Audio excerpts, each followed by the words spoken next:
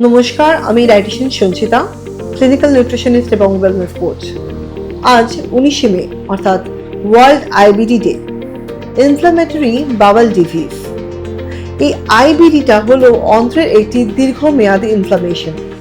যেরকম আপনি বেশ কিছু সিমটমস দ্বারা এটিকে ধরতে পারেন।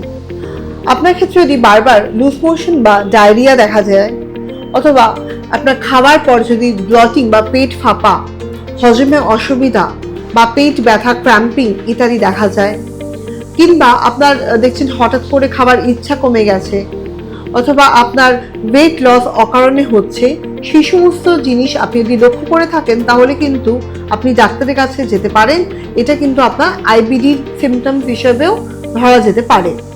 এই আইবিডি কিন্তু ক্রনস ডিজিজ বা আলসারেটিভ কোলাইটিসকেও বলা হয়। বেশ কিছু খাবার আপনি নেবেন না, যেরকম শাক পাতা জাতীয় খাবার যেগুলো হাই ফাইবার থাকে সেগুলো আপনার বারণ থাকবে। কাঁচা পেঁয়াজ খাবেন না, স্পাইসি বা অয়েলি ফুড বারণ থাকবে। বেশি মশলাদার খাবার খাবেন না বা বেশি গন্ধযুক্ত খাবার খাবেন না। ফাস্ট ফুড বা ফ্রাইড আইটেমসগুলোকে বাদ দেবেন।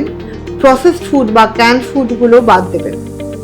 এবং অতিরিক্ত চা বা কফি খাওয়াও কিন্তু বারণ থাকবে। এবার কি কি করবেন? যেরকম স্মল অ্যান্ড ফ্রিকোয়েন্ট মিলস, যেরকম বারবার আপনাকে কিন্তু ছোট ছোট ভাগে ভাগে খাবার নিতে হবে, অর্থাৎ পেট ভরে একেবারে খাবার নয়। খাবার সময় খুব বেশি স্ট্রেসে বা তাড়াহুড়োতে খাবেন না, আস্তে ধীরে সুস্থে চিবিয়ে খাবেন। এবং আপনি কিন্তু মাথায় রাখবেন আপনার খাবারের মধ্যে কিন্তু লো ফাইবার ফুডস অ্যাড করতে হবে, যার মধ্যে আপনি লাউ, শসার তরকারি, পেঁপে, কুমড়ো এই টাইপের জিনিসগুলো খেতে পারেন। অথবা ফলের মধ্যে এমন কিছু আপনি কম ফাইবারযুক্ত ফলগুলো সিলেক্ট করুন যেগুলো খেলে আপনার ব্লটিং হবে না। সঙ্গে রাখতে পারেন দই, কারণ অনেকের ক্ষেত্রে কিন্তু দুধ থেকেও ইনটলারেন্স হতে পারে।